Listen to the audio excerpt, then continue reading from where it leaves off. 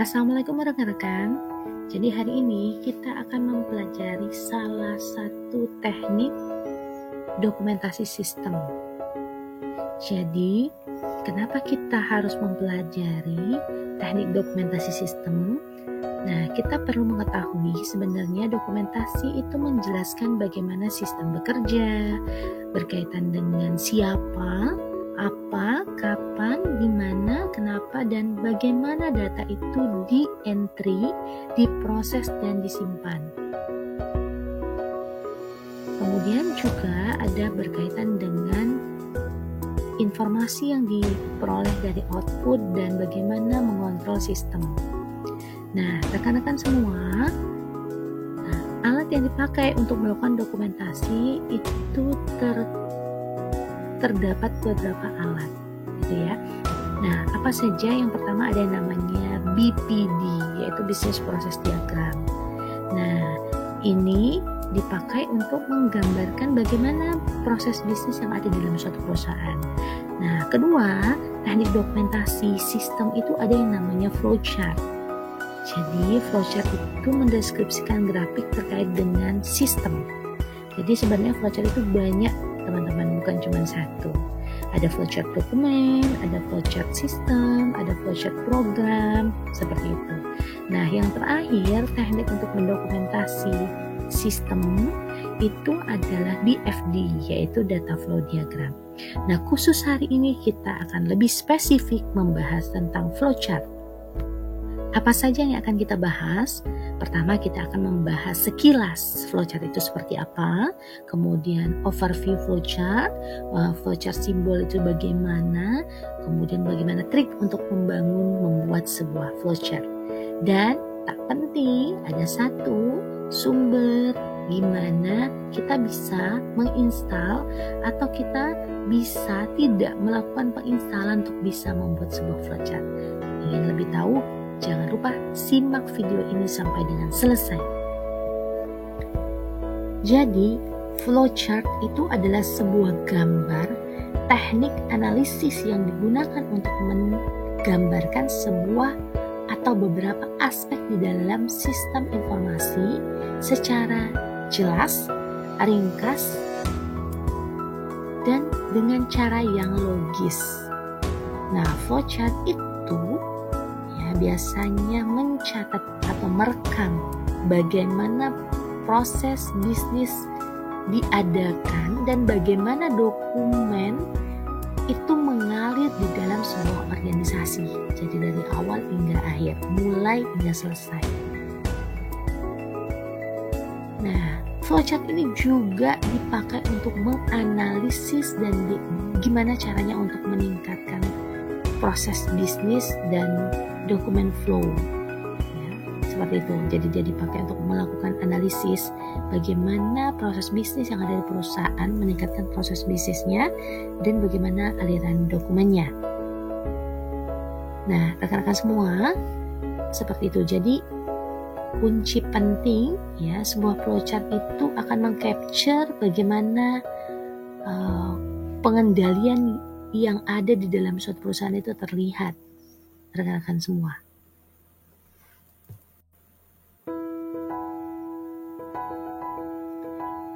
Nah, flowchart itu ternyata nggak cuma satu, rekan-rekan. Flowchart itu ada beberapa. Ada yang namanya flowchart dokumen, dia menggambarkan aliran dokumen, ada dokumen dari awal hingga akhir yang tujuannya adalah untuk mengevaluasi pengendalian internal di dalam suatu perusahaan. Kemudian ada flowchart program, mengilustrasikan bagaimana logika proses sistem itu bekerja, rekan-rekan semua. Kemudian ada yang namanya flowchart system, menggambarkan siklus dari processing data, rekan-rekan semua. Nah, untuk terkait dengan bisa menggambar sebuah flowchart, rekan-rekan itu harus tahu dulu nih yang pertama, apa itu? Yaitu flowchart simbol. Nah, flowchart simbol itu terbagi beberapa kategori, rekan-rekan, ya, kalau bisa dikatakan seperti itu. Yang pertama, input output simbol. Nah, ini adalah simbol-simbol yang dipakai untuk menggambarkan input atau output dari sebuah sistem. Jadi nanti teman-teman bisa melihat ada yang dokumen yang single dokumen, ada multiple dokumen, ada bagaimana cara entry ke dalam sistem, bagaimana cara mendisplay sesuatu. Nah, ini bisa teman-teman pakai. Nah, kategori simbol yang kedua itu adalah proses. Nah, proses ini dipakai, teman-teman bisa melihat jangan sampai tertukar. Nah, di sini ada dua gambar di mana ada yang proses secara manual, ya operation, yang satunya secara komputer. Nah, jadi disesuaikan nanti ketika teman-teman melakukan proses yang mana satu, gitu. Jadi nggak bisa kita samakan. Kalau manual simbolnya berbeda, seperti bentuknya seperti trapesium tapi terbalik. Kemudian kalau komputerisasi bentuknya seperti persegi panjang. Jadi masing-masing simbol ini punya makna dan arti, teman-teman. Jadi kita harus paham maksudnya apa. Nah, yang ketiga ini adalah simbol berkaitan dengan apa? Simbol yang berkaitan dengan storage, bagaimana data itu disimpan. Ya, di sini teman-teman bisa lihat ada yang gambarnya database, kemudian ada bagaimana cara mengarsip dokumen. Di sini segitiga terbalik hurufnya N, diarsip huruf nomor. Ada lagi yang hurufnya A, abjad, atau kalau di buku bahasa Inggris bilangnya N itu numerik, ya angka. Nah, nanti disesuaikan, bisa angka, bisa nomor, bisa tanggal, tergantung arsipnya seperti apa.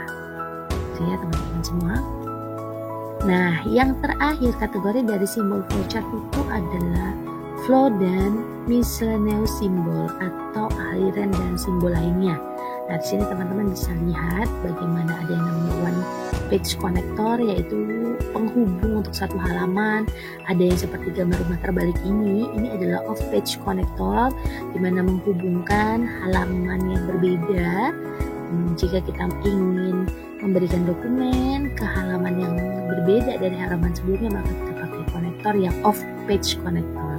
Nah, di sini teman-teman ada yang lain, teman-teman bisa lihat dan bisa menyesuaikan dengan simbol apa yang mau teman-teman gambarkan. Nah, ini kita sudah masuk ke dalam intinya nih teman-teman. Jadi untuk bisa menggambar sebuah flowchart, Anda yang pertama harus memahami dulu nih ya.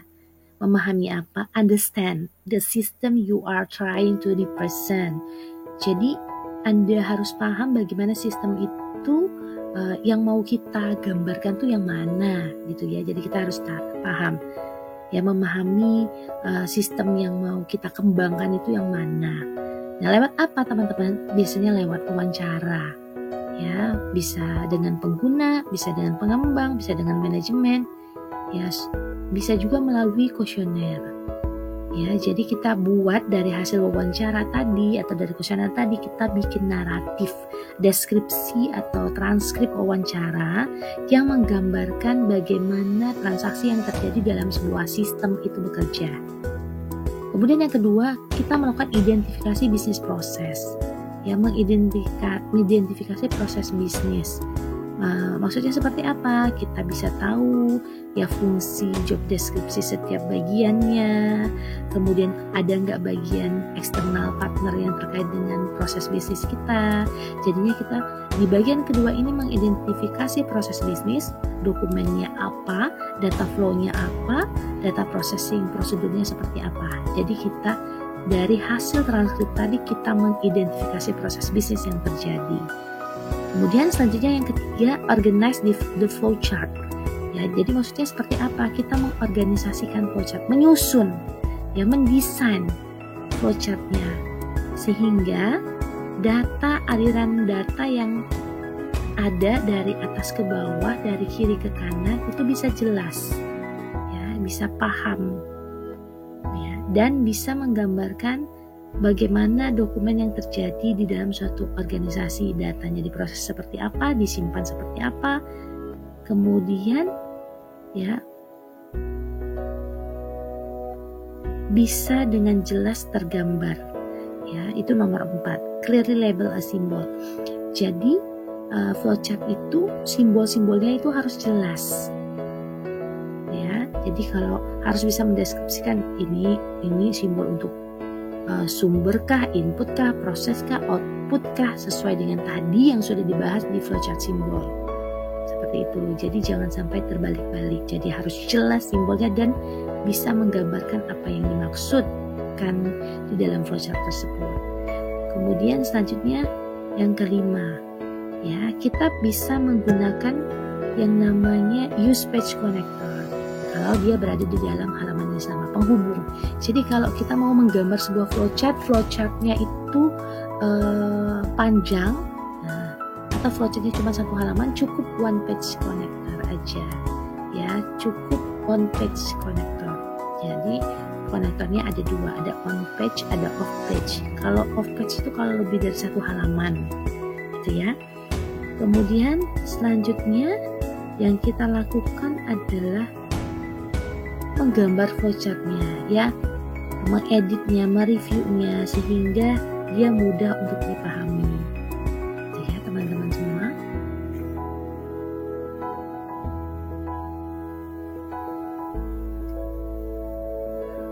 Oke rekan-rekan, ini adalah contoh dari flowchart dokumen rekan-rekan semua.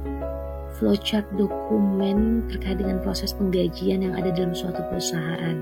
Nah, contoh ini saya ambil dari bukunya, e-booknya Rumni dan Steinberg tahun 2021 edisi 15. Nah, di sini bisa teman-teman lihat bahwa contoh flowchart dokumen ini saya beri contoh ini dari buku tersebut menggunakan 2 halaman. Supaya apa? Supaya teman-teman bisa melihat perbedaan antara on-page connector, penghubung di dalam satu halaman, kemudian yang satunya lagi adalah off-page connector, penghubung di halaman yang berbeda. Nah, kalau penghubung di dalam satu halaman atau on-page connector, contohnya nih bulat ini teman-teman. Dokumennya dikasih yang text report ini, yang gambar ini diberikan dari bulat ini, artinya adalah menunjukkan dia berasal dari mana, berasal dari payroll, ya rata-rata semua dokumen ini.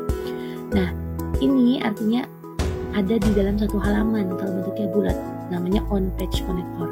Tapi kalau bentuknya rumah terbalik ini teman-teman, ini menunjukkan dokumen ini nanti akan diberikan ke halaman yang berbeda, gitu ya. Nah, rekan-rekan jangan lupa setiap membuat flowchart, kalau kita akan buat keterangannya di bawah. Agar apa? Agar orang yang membaca flowchart dokumen ini paham. Nah, flowchart dokumen ini menggambarkan aliran dokumen dari mana ke mana sesuai dengan area pertanggungjawabannya. Tujuannya sudah jelas, untuk apa? Untuk melihat pengendalian internal, kontrol pengendalian internalnya seperti apa, gitu ya rekan-rekan semua. Nah, ini halaman keduanya, jadi nyambung tadi. Yang pada intinya dokumennya berasal dari mana, menuju kemana, ya sampai dia diarsipkan dari mulai hingga selesai. Nah, rekan-rekan, hampir semua flowchart ini bisa digambarkan menggunakan beberapa software, program software ya teman-teman. Contohnya apa? Kayak Visio, gitu ya, kayak Word, kayak Excel atau PowerPoint. Ya, nah ini saya memberikan contoh bagaimana kita bisa membuat sebuah flowchart, gitu ya teman-teman, di mana tanpa harus menginstal software atau aplikasi tersebut. Ya, caranya dengan mana? Dia berbasis cloud, ya, jadi bisa online kita akses, gitu teman-teman. Nah, apa yang kemana kita harus menuju? Teman-teman bisa menuju ke lewat dari Microsoft 365 Outlook atau dari diagram Draw.io diagram. Nah, teman-teman bisa lihat di situ ada linknya, ya, terkait dengan http:/apps.diagrams.net. Nah, teman-teman bisa klik di sana dan bisa membuat secara mudah tanpa harus menginstal, ya, program software tersebut. Oke, teman-teman semua, rekan-rekan semua, ya, terima kasih sekali ya telah menyaksikan video ini. Yang perlu saya informasikan kembali, kenapa seorang akuntan itu harus tahu teknik dokumentasi sistem itu paling minimum ya teman-teman, supaya bisa membaca dokumentasi tersebut sehingga bisa mengetahui bagaimana sistem itu bekerja. Ya, kemudian setelah kita tahu bagaimana sistem itu bekerja, kita bisa melakukan evaluasi terkait dokumentasi tadi, bisa mengidentifikasi kekuatan dari pengendalian internal yang ada, kelemahannya kelemahannya apa saja, bisa merekomendasikan peningkatan yang baik gitu ya teman-teman, sehingga bisa mengusulkan perbaikan untuk sistem tersebut. Itulah tujuan kita melakukan sistem teknik dokumentasi